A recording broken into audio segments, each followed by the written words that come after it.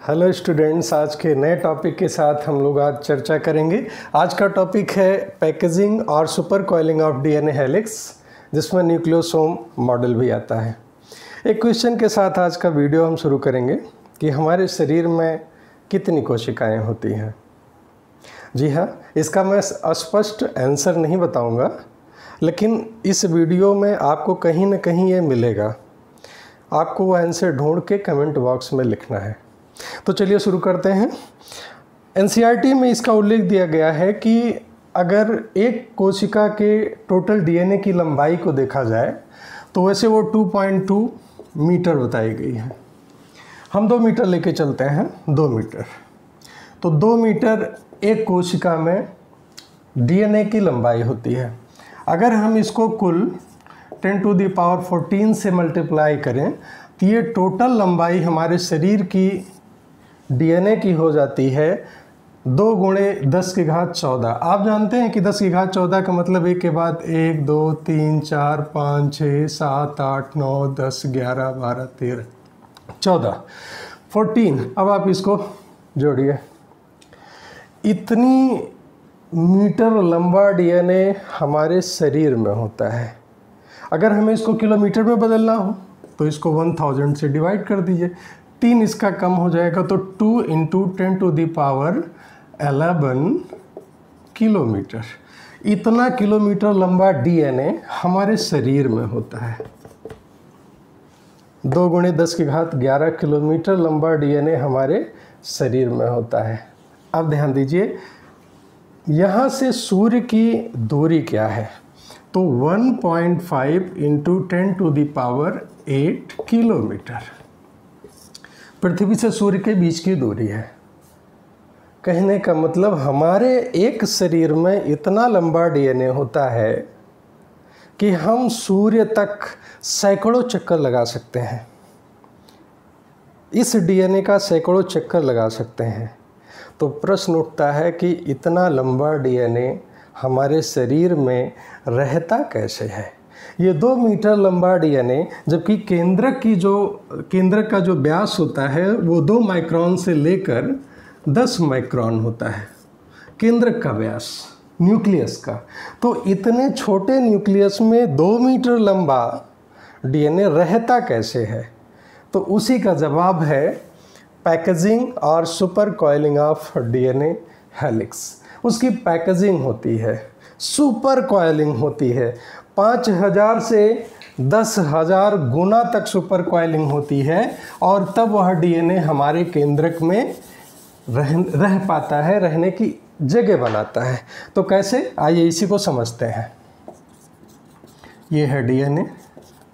DNA से बना nucleosome, nucleosome से बना सोलेनॉइड, इसके बाद chromatin fibre, then chromatid and then chromosome. अब आप देखें कि इसकी सुपर कॉइलिंग कितने गुना होती है। डीएनए, इसका व्यास 2 नैनोमीटर होता है, न्यूक्लियोसोम का 10 नैनोमीटर होता है। सोलेनॉइड अवस्था पे आते आते इसका व्यास 3 नैनोमीटर हो जाता है। क्रोमैटिड फाइबर की अवस्था तक आते आते 300 नैनोमीटर हो जाता है। क्रोमैटिड, इसका 700 नैनोमीटर व्यास होता है, और इसका 1400 यानी कि 1400 नैनोमीटर व्यास होता है। अब यहाँ पे स्टेप बाय स्टेप आप समझें कि ये कैसे होता है। तो डीएनए पे आप अच्छी तरह जानते हैं, पिछला वीडियो हमारा डीएनए पर ही था, उसके स्ट्रक्चर पर था, आप उसको पढ़ चुके हैं। तो पैकेजिंग में कैसे स्टेप बाय स्टेप आगे बढ़ता है, तो ध्यान दें। डीएनए के बाद जो न्यूक्लियोसोम बनता है, इसमें 2 चीज़ें होती हैं। डीएनए के साथ हिस्टोन प्रोटीन होती है, हिस्टोन प्रोटीन है, ध्यान रहे, हिस्टोन प्रोटीन है। डीएनए और हिस्टोन प्रोटीन दोनों साथ साथ क्यों रह पाते हैं, ध्यान दीजिएगा। डीएनए निगेटिवली चार्ज होता है, हिस्टोन पॉजिटिवली चार्ज होता है। डीएनए एसिडिक होता है, अम्लीय होता है, जबकि हिस्टोन प्रोटीन बेसिक होता है, यानी कि क्षारीय होता है। तो दोनों विपरीत प्रकृति के होते हैं, इसलिए साथ साथ रहते हैं। DNA negatively charge, histone protein positively charge. DNA acidic, histone protein basic. अब हिस्टोन प्रोटीन कितने प्रकार की है? कुल 5 प्रकार की होती है। H1, H2A, H2B, H3 and H4। ये 5 प्रकार के हिस्टोन प्रोटीन्स होती हैं। और एक बात जो खास तौर से इसमें एनसीईआरटी में भी पूछा जाता है कि इसमें कौन कौन सी अमीनो एसिड्स होती हैं, तो वो अर्जिनिन होती है, और एक और प्रोटीन होती है लाइसिन। एंड ये 2 प्रोटीन्स होती हैं, अर्जिनिन और लाइसिन। ये ज़्यादा मात्रा में इस हिस्टोन प्रोटीन में पाई जाती हैं, जिसके कारण यह बेसिक नेचर का होता है। यहीं पर हम एक अंतर और जान सकते हैं, इसके आधार पर ही प्रोकैरियोटिक और यूकैरियोटिक में अंतर कर सकते हैं। जैसे मान लीजिए ये 2 सेल्स हैं, ये प्रोकैरियोटिक है और ये यूकैरियोटिक है। बच्चे जानते हैं, यहाँ पर मैं और क्लियर कर दूं कि प्रोकैरियोटिक सेल में जो डीएनए होता है वो इस तरह से सिंगुलर होता है और सर्कुलर होता है, हैप्लॉइड होता है। एक अकेला डीएनए होता है, अकेला डीएनए। जबकि यूकैरियोट्स में डीएनए न्यूक्लियर मेम्ब्रेन के अंदर होता है। इसमें न्यूक्लियर मेम्ब्रेन प्रोकैरियोटिक में नहीं होता, बल्कि यूकैरियोट्स में न्यूक्लियर मेम्ब्रेन होता है और उसके अंदर ये पाया जाता है। और डीएनए नहीं पाया जाता, बल्कि ये क्रोमैटिन थ्रेड पाया जाता है, जिसके साथ हिस्टोन प्रोटीन भी होती है। कहने का मतलब हिस्टोन प्रोटीन केवल यूकैरियोट्स में होता है, प्रोकैरियोट्स में नहीं होता। अब देखिए कितने अंतर मिल रहे हैं। पहली चीज़, प्रोकैरियोट्स में एक सिंगल सर्कुलर हैप्लॉइड डीएनए, जबकि यूकैरियोट्स में लीनियर और एक से ज़्यादा जोड़े में होते हैं हमेशा, और न्यूक्लियर मेम्ब्रेन के अंदर पाए जाते हैं। इसलिए इसको न्यूक्लियस नहीं कहते, प्रोकैरियोट्स को न्यूक्लियॉइड कहते हैं, और इसको न्यूक्लियस कहा जाता है। ट्रू न्यूक्लियस होता है, इसका इंसिपिएंट न्यूक्लियस होता है। इसमें भी वास्तव में ये फेरे लगाते हैं, संघनन होता है, कंडेंसेशन होता है, लेकिन प्लेक्टोनेमिक होता है। इसमें हिस्टोन प्रोटीन नहीं पाया जाता प्रोकैरियोट्स में, जबकि यूकैरियोट्स में हिस्टोन प्रोटीन पाई जाती है। तो यहाँ पर ये क्लियर हुआ। इसीलिए इसको न्यूक्लियो प्रोटीन कहा जाता है। यहाँ पर आने के बाद न्यूक्लियोसोम की स्थिति तक आते आते इसको न्यूक्लियो प्रोटीन कहते हैं। हिस्टोन प्रोटीन्स 50% से अधिक होता है इस स्ट्रक्चर में। न्यूक्लियोसोम को basic structural unit of chromosome कहते हैं, क्योंकि डीएनए के बाद यही बेसिक स्ट्रक्चर है न्यूक्लियोसोम। इसके बाद की संरचना में न्यूक्लियोसोम का ही संघनन होगा, कंडेंसेशन होगा। अब इसी न्यूक्लियोसोम को हम डिटेल में समझें। इसका स्ट्रक्चर देखें इस तरह से जो रेड कलर में सर्कल दिखाया गया है, ये लिंकर डीएनए है जो बाहर निकला है। ये डीएनए इसी का चक्कर काट के इसके अंदर में 4 मॉलिक्यूल्स होते हैं, और 2 मॉलिक्यूल्स होते हैं H2A, H2B, H3 और H4 के 2-2, H2A 2, H2B के 2, H4 के 2 और H3 के 2।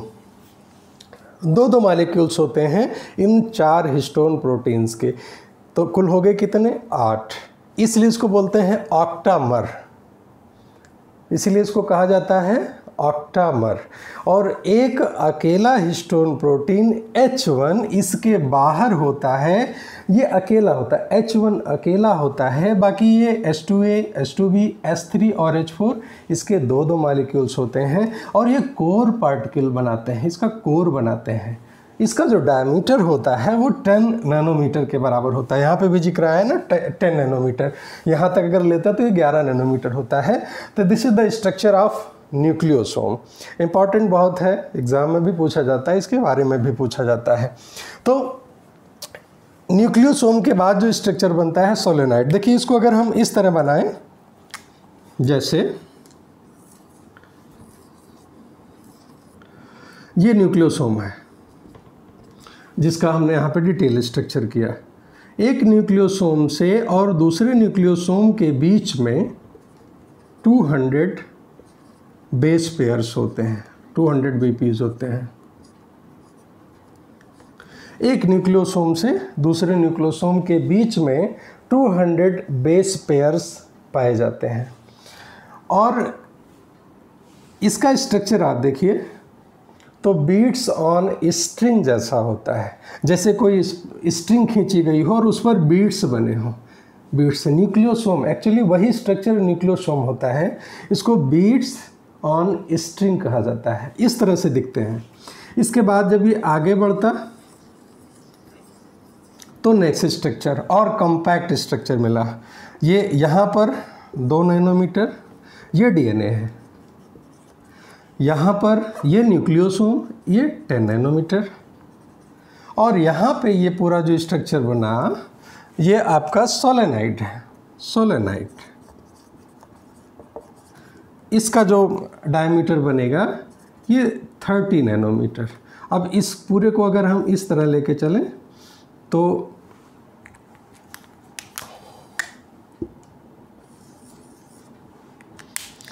इसके ऊपर जो संरचना बनती है वो इस तरह से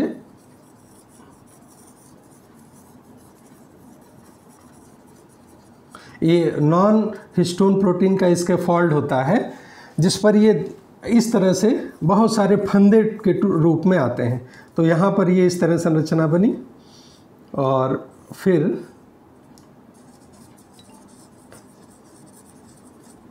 ये क्रोमोसोम का स्ट्रक्चर,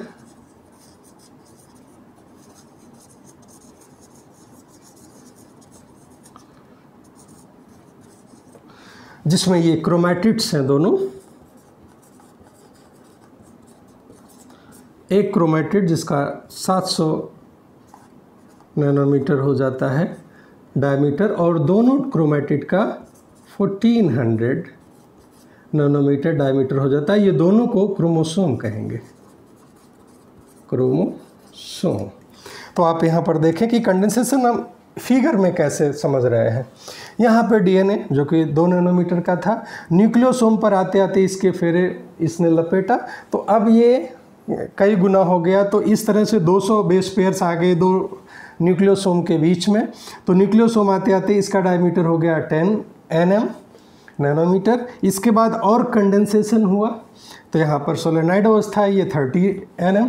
फिर और ज़्यादा कंडेंसेशन हुआ, और ज़्यादा संघनन हुआ इसका, और सुपर कॉइलिंग हुई। तो इसका जो आया यहाँ पे, जिसको हम आगे क्रोमैटिड फाइबर बोलते हैं, ये क्रोमैटिड फाइबर की अवस्था है। क्रोमैटिड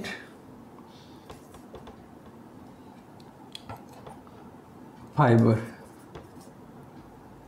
क्रोमैटिन फाइबर है, TIN ध्यान रहे। क्रोमैटिन, यहाँ पर ध्यान दीजिए IN और ID सिर्फ इतने का अंतर है, लेकिन दोनों के स्ट्रक्चर में अंतर होता है। क्रोमैटिन और क्रोमैटिड, ये क्रोमैटिन फाइबर है, ये 300 नैनोमीटर हो गया। ठीक, तो यहाँ पर ये स्ट्रक्चर बना, और यही स्ट्रक्चर आगे क्रोमैटिड बनाता है। क्रोमैटिड को अर्ध गुणसूत्र कहते हैं। ध्यान दीजिए यहाँ पर 2 हिस्से बन रहे हैं, एक ये अर्ध गुणसूत्र बन रहे हैं, और दोनों को जब मिला लेते हैं तो पूर्ण गुणसूत्र यानी कि क्रोमोसोम का निर्माण हुआ। तो 300 देन 700 और दोनों को मिला दे तो 1400 नैनोमीटर बना। अब इसी को ध्यान दें और थोड़ा सा डिटेल में समझें। जैसे यहाँ पर क्रोमैटिन फाइबर ये 2 तरह के होते हैं, इसको उम्मीद है आप समझ गए होंगे। मिटाते हैं।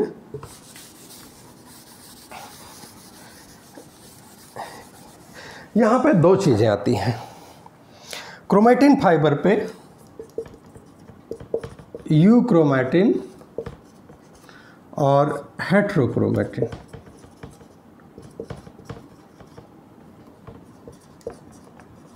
यूक्रोमेटिन एक्टिव होता है, ये इनएक्टिव होता है। किस रेफरेंस में? यूक्रोमेटिन में उस कोशिका का यूक्रोमेटिन पार्ट वह पार्ट होता है जिसमें एक्टिव जीन्स होते हैं, जिसमें प्रोटीन सिंथेसिस का कोड होता है, जो एक्टिव होता है।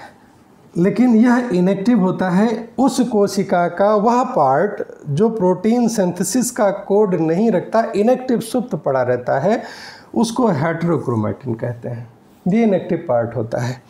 आगे बढ़ते हैं। क्रोमेटिड में दो हिस्सा होता है, इसमें सिस्टर क्रोमेटिड और नॉन सिस्टर क्रोमेटिड दो टर्म्स आते हैं, और नॉन सिस्टर।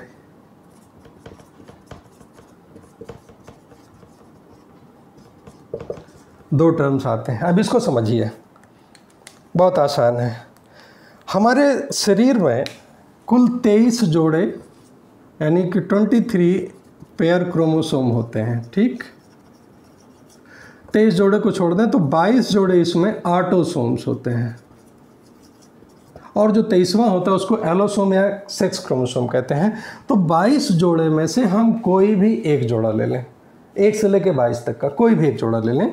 तो मान लीजिए एक जोड़ा क्रोमोसोम, यहाँ पे इस बात को ध्यान से समझिएगा, आपका कॉन्सेप्ट क्लियर हो जाएगा। यहाँ पे मान लीजिए कि ये कोई भी एक जोड़ा है, मान लीजिए 22वां जोड़ा है, ये 22वें जोड़े की मैं बात कर रहा हूँ।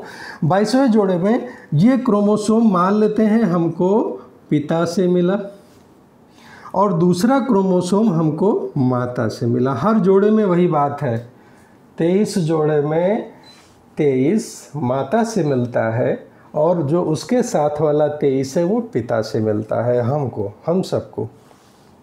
तो एक क्रोमोसोम ये माता से मिला और दूसरा क्रोमोसोम पिता से मिला, ठीक है। अब विभाजन से पहले, किसी भी कोशिका के विभाजन से पहले इसका डुप्लीकेशन होगा, गुणसूत्र और बनेंगे, तभी तो वही संख्या में आगे वाली कोशिका में जाएंगे, डॉटर सेल्स में जाएंगे। तो अब उसी अवस्था में विभाजन के पहले एक बात ध्यान दें कि विभाजन की अवस्था में ये क्रोमोसोम दिखाई देते हैं, लेकिन विभाजन की अवस्था के पहले, जिसको इंटरफेस कहते हैं, विभाजनांतराल अवस्था कहते हैं, उसमें केवल क्रोमैटिन फाइबर ही पाए जाते हैं। ये जाल के रूप में इस तरह होते हैं। यहाँ अस्पष्ट गुणसूत्र हम गिन नहीं सकते। क्यों? क्योंकि इस समय में ये दोनों अवस्थाएं देखने को आती हैं, यूक्रोमैटिन और हेटेरोक्रोमैटिन। जो हल्का स्टेन ले, एक्टिव हो, यूक्रोमैटिन, जो गाढ़ा स्टेन ले और इनएक्टिव हो, उसको हेटेरोक्रोमैटिन कहते हैं। तो जब इसके आगे का संघनन तभी होता है जब कोशिकाएं विभाजन के लिए तैयार होती हैं। मेटाफेज अवस्था में क्रोमोसोम अस्पष्ट दिखाई देते हैं, उस समय गुणसूत्र कोशिका के मध्य में साफ साफ दिखाई देने लगते हैं। सबकी स्थितियां अलग हैं, इसीलिए उनका नामकरण भी अलग है। ये सभी डीएनए और हिस्टोन प्रोटीन के ही बने हैं, लेकिन सबके अलग अलग हैं। उसी को आइए मैं आपको समझाता हूँ। अब आप ध्यान दीजिए कि विभाजन के पहले इन गुणसूत्रों का द्विगुणन होगा, यानी कि एक गुणसूत्र और बनाए जाएंगे। इसका भी जो पिता से प्राप्त हुआ और इसका भी जो माता से प्राप्त हुआ, और ये दोनों जिस स्थान से जुड़े रहेंगे उसको सेंट्रोमियर कहते हैं, वह जगह जहाँ पे दोनों क्रोमोसोम जुड़े रहेंगे। अब यहाँ पर दो बातें हैं, सिस्टर क्रोमैटिड और नॉन सिस्टर क्रोमैटिड। इसके आधे गुणसूत्र को देखिए, यहाँ कुल कितने 4 गुणसूत्र हैं। पहले 2 थे, एक पिता से एक माता से, फिर उसका द्विगुणन हुआ, अब हर एक के 2-2 हो गए, तो कुल हो गए कितने 4। तो इसके जो दोनों क्रोमोसोम हैं, एक को कहेंगे क्या, क्रोमैटिड। क्या बोलेंगे? क्रोमैटिड। हिंदी में इसको अर्धगुणसूत्र कहते हैं, अर्धगुणसूत्र, क्योंकि ये आधे हैं। अब अगर इन दोनों को कंसीडर करेंगे एक साथ तो ये कहलाएगा सिस्टर क्रोमैटिड। अगर एक ही के दोनों के एक साथ कंसीडर करेंगे, लेकिन ये दोनों क्या हैं, होमोलागस क्रोमोसोम है। क्या है, होमोलागस क्रोमोसोम, ठीक है।